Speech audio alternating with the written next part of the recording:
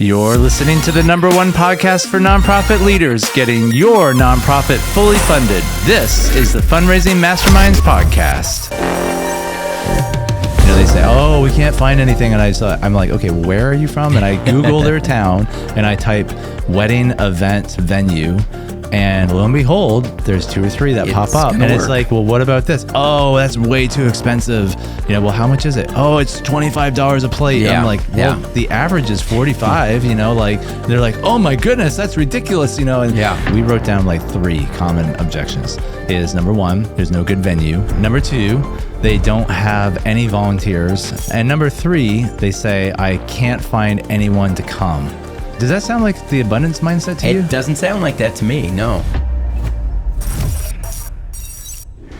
Well, welcome back to another episode here at the Fundraising Masterminds Podcast. We've got a great episode lined up for you today. No surprise, we're going to be talking about vision dinners. Absolutely. But actually, what I love about this episode is I get to address one of my number 1 reasons for why people on the phone say, well, you know, I get the whole vision dinner thing and I totally am on board and it sounds amazing, but it will work for everybody but us. Yeah. And the reason why is because great for big cities, people in big cities. Yeah. They assume, I think when they're listening to us, they assume that we're working in Chicago, New York, LA, Texas, you know, all Houston, Dallas, and big cities. And they think, oh, of course they're raising $100,000, you know, because I mean, they're probably working with the best of the best. Yeah. And, you know, we're out here in Timbuktu, you know, middle of nowhere, you know, with farms and,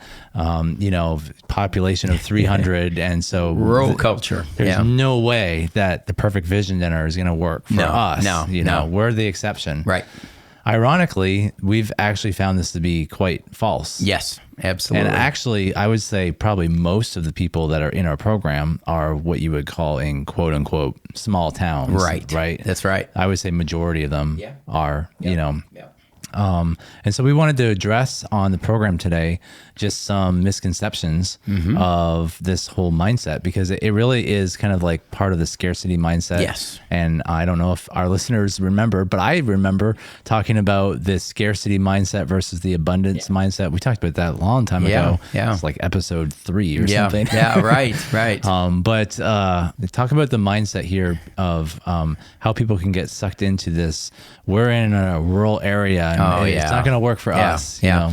Well, Jason, you know, I mean, it comes out to the little guy. You know, we get the table scraps of everybody else. You know, surely these dinners that are working are Washington D.C., Chicago, Houston, Los Angeles, like we talked about. They couldn't possibly work. And if I could get some people out, they certainly would not give.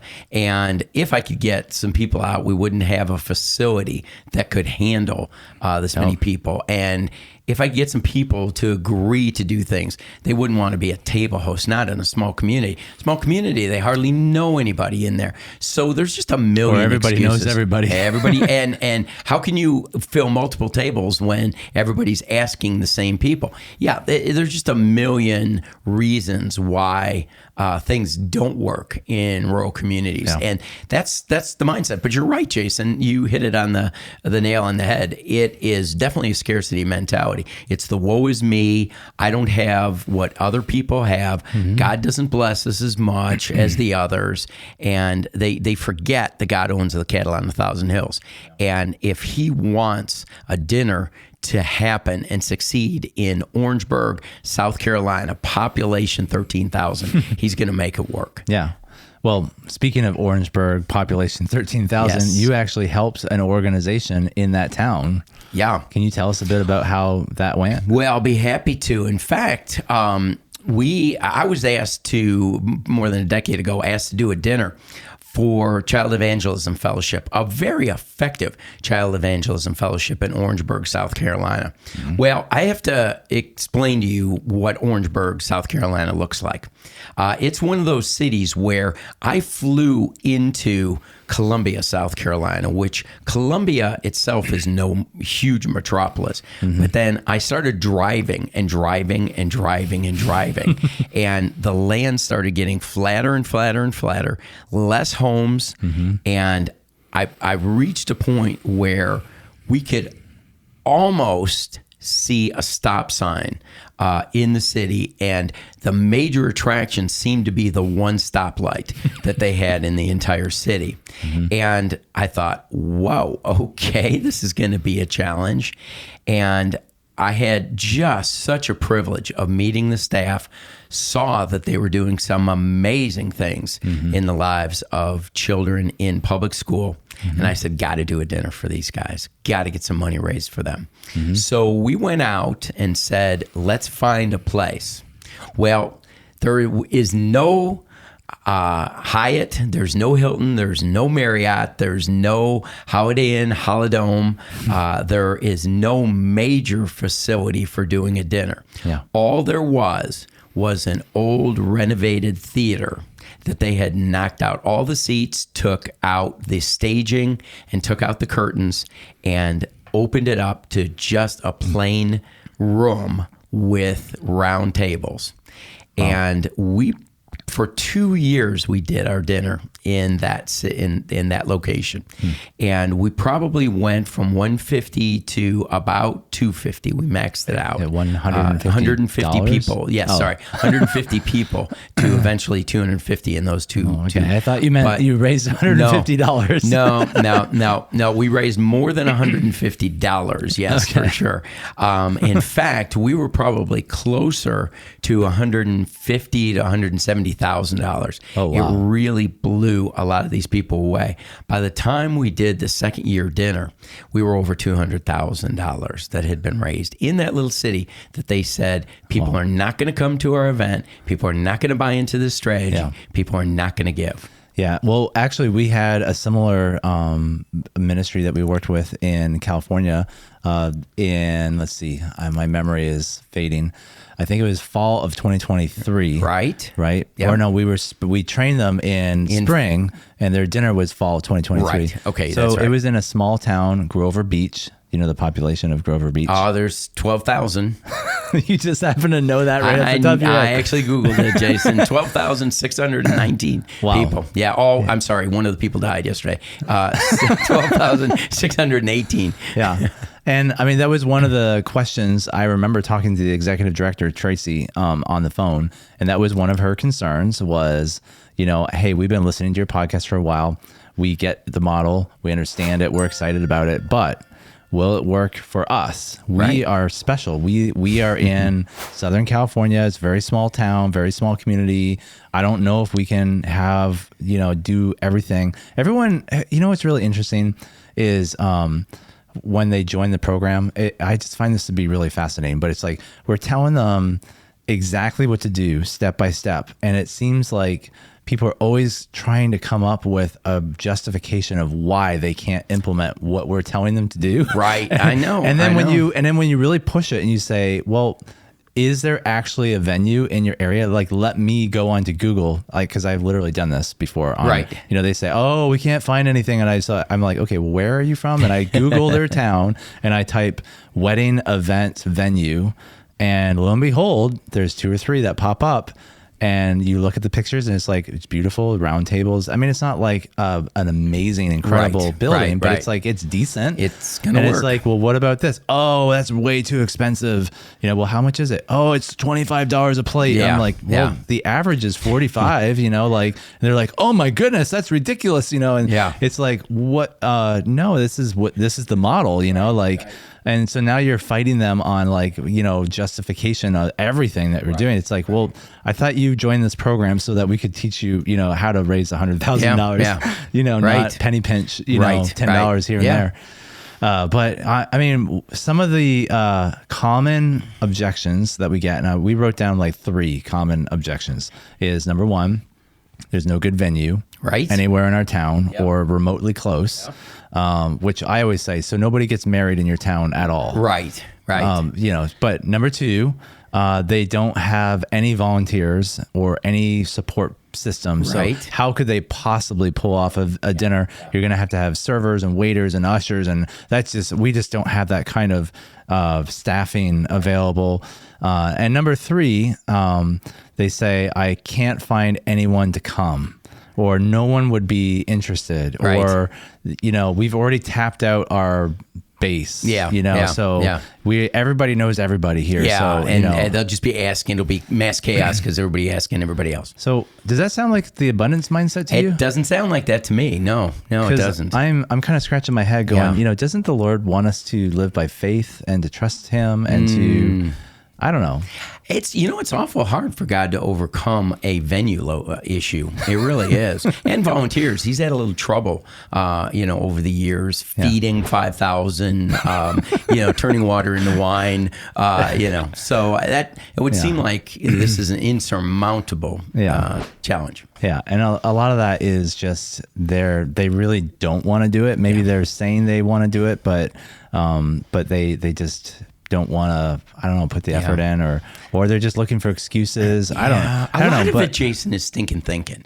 I see that so often that people just get in a downward spiral. They can't make payroll. They can't bring in money. They can't decide on long-term plans. Yeah. So everything keeps spiraling downward. So any idea of reversing course just is not appealing for them. No, that's totally true. And it is a mindset thing, because you can recognize the stinking thinking people. Yeah. There's a breed. Yes. And sad to say. Yeah. And there's people, we get on coaching calls with a couple organizations and you can recognize the stinking thinking right away. Right. But then there's other people who are more faith oriented and believe that God can do anything and they're more optimistic.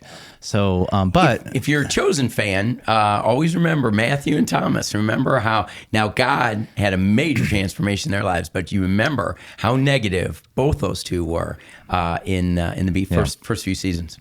Well, let's unpack some of these objections. So the first objection we wanted to unpack was there's no good venue. Yeah. Now, I already kind of addressed that a little bit where I said, there may not be a Hyatt Regency hotel in your location, or there may not be a Marriott, Right.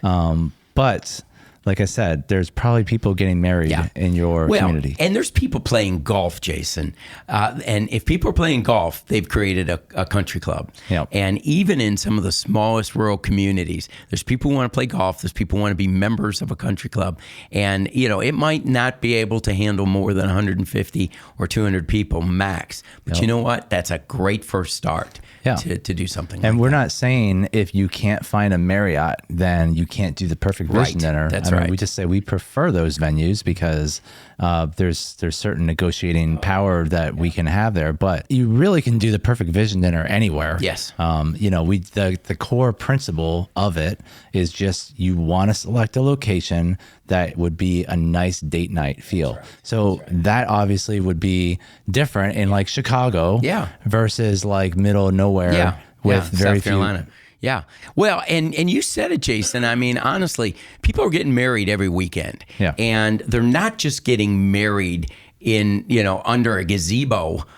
There's people who actually are getting married at small wedding venues. Mm-hmm. I've got a colleague and his wife that started a wedding chapel, a wedding facility in a very rural area in Texas. Mm-hmm. And they are killing it because they are the only game in town, and this facility that they created with their own hands is beautiful. So there are those kind of places. And I mean, the town I live in is fairly small. Yeah. It's not like super small, but it's, there's small enough. There's no Marriott. Right. But there's 3 decent locations that qualify, that would be considered date night material, would be considered nice. Yeah. So let's talk about the second objection. Yeah. So the second objection that people typically say is, I don't have any volunteers.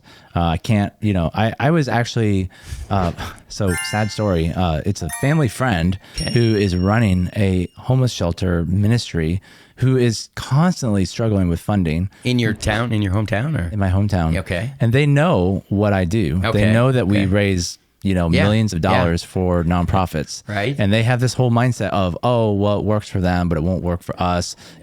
We're different because our city is blah, blah, blah. It's different. And one of their excuses was this one.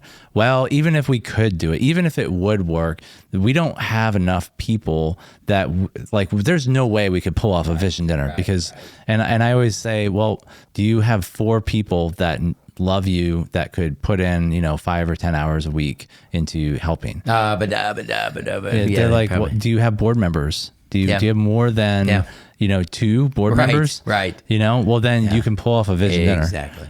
You don't need a lot of people. You just need, really 3 or 4 committed people to the idea, and you can pull it off. Well, and once the ball gets rolling, you mentioned flywheel in one of our earlier sessions. Once you start getting a few volunteers, those people will help you get more volunteers, and then those people will multiply and multiply and multiply. So, if you start out with 10 table hosts, each of those are bringing 10 people. Well, those are all potential volunteers and can all plug in a role in there. And then those 10 have friends. So that is definitely not an excuse. We always talk about when you're trying to get people interested in your organization, we talk about we want to find people that would be willing to give of their labor, right, their influence, their finances and expertise. It's not just finances. Right. So the Vision Dinner provides a great opportunity for people in the community to get involved with their hands. Exactly. It gives them something to do. Yeah. And people are looking for things to do. And of course, you think about kids today. I mean, most teens have to do volunteer hours. Some college students have to do volunteer hours. Yeah. Now, that doesn't mean that they're going to fill every role that you have. But how about usher? How about greeters? How about registration workers? Yeah. You can get some of those, and they get service hours. Well, especially like we work with a lot of Christian schools and private schools. Right. And people often say, well, the parents are tapped out with the school and the tuition, and when there's no one that would be willing to help us, because they're already busy. And I'm like, well, what about the students? Right. They would love to help out with greeting and ushering and things like that. So we've already kind of thought through all this stuff. I guess that's my point is, our system accounts for rural areas and areas in big cities. It works all over. I mean, you do over 300 vision dinners for Crew every year, and it's in every place, right? So the beauty of the Perfect Vision Dinner is that it's a system that works. It's like, do you ever notice that there's only McDonald's in big cities, but there's never a McDonald's in a small city? Oh yeah, for sure. Yeah, I'm joking, right? Yeah, right. Exactly. They work wherever. They go, right. Yeah, wherever people want a hamburger. Right. Yeah. And so, I mean, to say McDonald's franchise only work in large cities is kind of ridiculous. Now, it might make more money or might need more, so I think there's a limit in expectations, right? Like maybe you can't raise $250,000 or $1 million, through a vision dinner in a town of 10,000. Right. But you would be surprised at how many people can write a big check in a small town. That's right. It's the millionaire next door. It's the Sam Walton who drove a pickup truck and didn't look like he had 2 nickels to rub together. Right. But at one point in time, he was the richest man on the planet. Right. And so there are those kinds of people in every urban community. Yeah. So the last objection is we can't find anyone to come.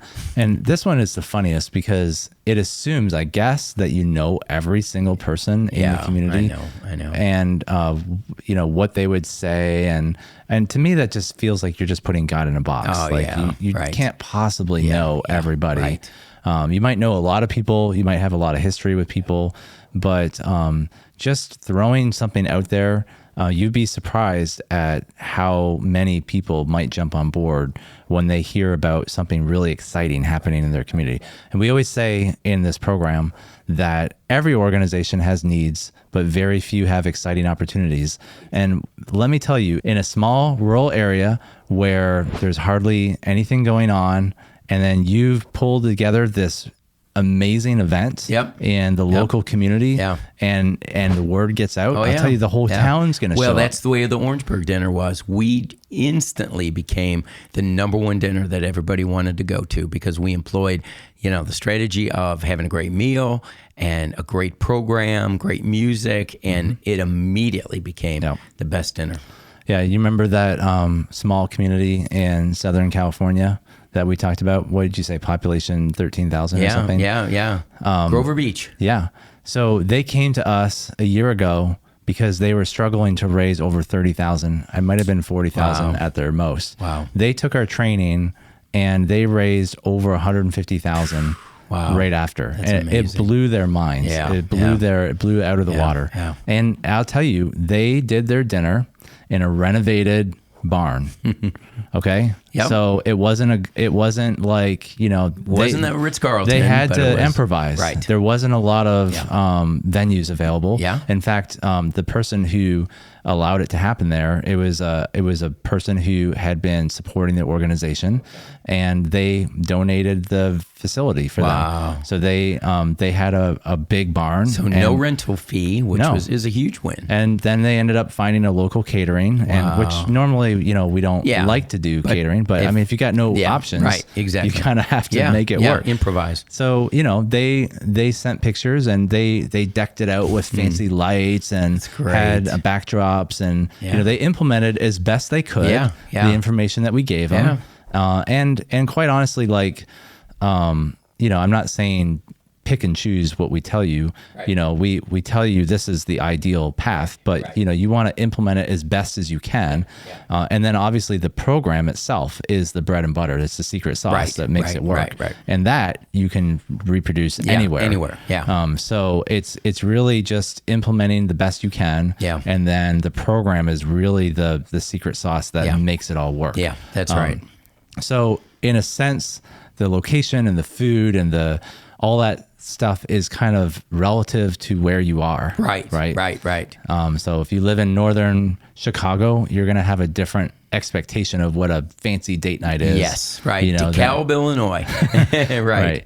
So anyways, we just wanted to talk about this because, we're 2 weeks away from our next class starting. Wow. And, we are talking to a lot of people on the phone, and this is one of the things that often comes up. So we just thought this would be a great time to just address this concern that people have. And just to say, if you join the Perfect Vision Dinner Mentorship Program starting in 2 weeks, we can't obviously guarantee how much money you're going to make, but we can tell you pretty certainly most people that join the program raise over 100,000 on their first dinner, no matter where they're at. And so, in fact, actually last semester, I don't know if you remember this guy, there was a small, very, very small, it might have been population like 300. I don't know. Do you remember Mark for Life? I think it was a pregnancy center. The guy, he ended up having a baby, and not him, but his wife had a baby. And they weren't really on the calls. They joined the program. They were into it. But then they had some personal things happen. They weren't sure if they were going to do it. But then they ended up pushing through at the very end. And they just kind of gave it their best shot. Right. They didn't raise 100,000 like they thought, but they raised like 3 times more than they did before. I think the most that they raised before was like 5,000 or something. And I think they raised like 40,000.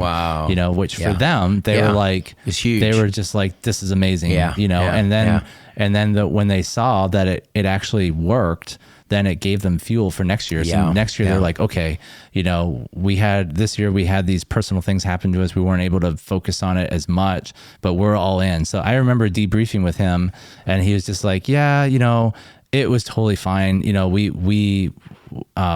was our fault. We were the reason why we couldn't focus on it like we wanted. But they still were like, this model is amazing, and we're going to do this going forward.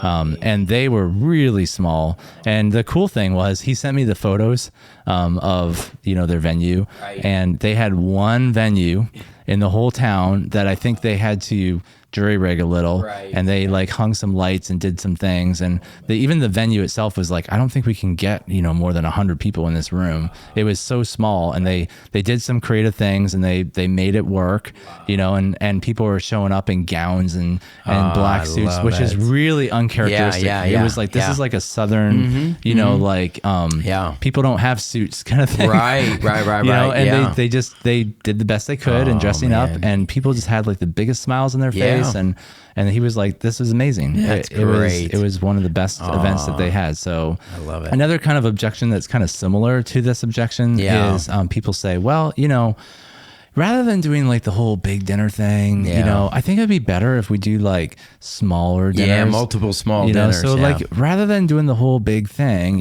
because it's not going to work for us anyways because we're small. Right. So why don't we just do like 2 or 3 like small dinner parties? We can have like 25 people. We can do it at our house, or we can do it at the church, and then we can still apply the same principles. The principles. But what do you think about that idea? Yeah, I'm not a big fan of that, Jason, to be honest with you. I just, I do like small dinner parties in an appropriate setting when you have a collective group of major donors, and the expectation is that collectively you already know pretty much before you get there that you're going to be raising this amount of money to achieve a goal. If you really want to begin to grow and to see a real spark, a catalyst for your development efforts, you've got to go all out. And what I mean by that is to get a private venue, serve a nice meal, even if all you've got. And I remember doing some events with some crew ministries that we had 5, 6, 7 tables worth of people. And these are rounds of 6 and maybe even some 8s.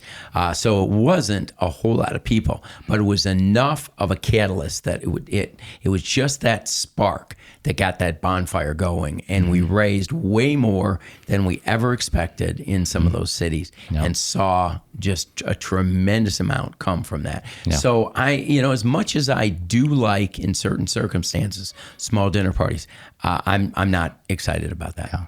Nothing really quite replaces the perfect vision dinner. No, it really does not. And when I get on calls with people, I often say the perfect vision dinner model is a part of a bigger vision for your organization. So we're not just trying to raise a bunch of money so that you can have money in the bank and then just go back to your old ways. Right. Because that's like giving an alcoholic a bunch of alcohol and hoping that their problem goes away. Right. I don't know if that's a great analogy, but it's like you gotta have some reformation. You have to have some mindset shift. Right. So if you have stinking thinking in your organization, then the stinking thinking needs to be rooted out and it needs to be replaced. This is a biblical concept. It is. Paul talks about this in the book of pruning back. Yes. He talks about putting off your old nature to put on the new nature. And so it's that kind of idea. Is we want to start to train you on the right ways of thinking and show you how you can implement that through a vision dinner. Right. But then we also have other programs to help you continue that. So a lot of our development system is based on these 3 words: win, keep, and lift. Right. And we want to win new people to your organization by getting them excited, and then we want to keep them through cultivation, and then we want to lift them to higher levels of giving. Right. And we have those 3 kind of pillars are what we base our 3 programs on. Right. So we have the perfect vision dinner for the win, we have the winner's circle for the keeping, and then we have major donor mastery for the lift. Yeah. And so all 3 of those complement each other. They all complement each other, and they're all part of a bigger ecosystem. Yes, that's right. We want to move you through. Now, the perfect vision dinner is the best place to start. So if you're like, oh my gosh, this sounds like there's way too much to this whole fundraising masterminds thing. It's like, okay, you don't need to know how to do everything. So we usually just say, how much money are you raising? Less than 100,000? If the answer is yes, then you can benefit from the perfect vision dinner. Right. Or are you raising the same amount of money year over year over year over year and you can't grow? Right. Then check, you can benefit from the perfect vision dinner. And if you're not sure, then you can go to our website, or there's a QR code on the screen where you can scan this QR code and it will take you to a 14 question survey, and we'll ask you 14 questions and give you a score based on what you're doing. Right. And you can kind of see for yourself whether what you're currently doing would benefit from the Perfect Vision Dinner. But Jim, I'm super excited about the Perfect Vision Dinner class. It's starting in 2 weeks. The mentoring program. Yeah. October 28th is when things are starting. Yeah. Can you believe that? Yeah. It's already 2 weeks away. Yeah. And the spring is always the better of the seasons. I mean, we tend to see more dinners. We tend to see more money raised. There's just something about coming out of the winter and entering into the spring that people want to come to dinners and they want to hear about exciting things. Yeah. So if you are interested in this program, scan the QR code on the screen or go to fundraisingmasterminds.net. And if you have any questions at all, we have a team of people that would love to answer. We actually do answer our phones. We're not like, an AI robotic company like so many people out there. Like we will answer your phone. We will call you back. We want to talk to you, and we want to explain to you how you can use the Perfect Vision Dinner mentorship program to take your organization to the next level. So don't be shy. Pick up the phone, give us a call, schedule an appointment, and let's talk about how you can benefit from the Perfect Vision Dinner mentorship program. It's a 20-week program starting October 25th. We're going to take you all the way through Christmas and all the way through the new year. It ends the last week of March. And then you're going to do your vision dinner in April. And so this isn't a program where we, teach you all kinds of stuff and then let you go on your own. We're going to walk you through the process step by step. We're going to guide you through it, and we're going to help you accomplish this thing. We've got a 3-legged stool. The first is through videos and a notebook that is amazing, has 300 points of things that need to get done. Number 2, we have weekly reports. We call in as a group once a week. We meet as a community, and then we have an app that allows everyone to ask questions as a community. And Jason and I are out there responding to those. So that 3-legged stool makes for success. Yep. So head over to fundraisingmasterminds.net. Check out the Perfect Vision Dinner. We've only got 2 weeks left. I'm sure space is filling out. I haven't checked with my team yet today, but the last I heard, we're starting to get close to filling out. So don't wait. I know a lot of people wait, and you do have to typically get board approval for joining the program, and so don't wait to get that process started. Apply. Get your application in, get the conversation going, and get in the pipeline with us. And let's talk about how we can take your organization to the next level. Well, there you have it. How to host a successful vision dinner in a rural area. We hope you enjoyed the episode, and we look forward to talking to you soon. Take care. See you later.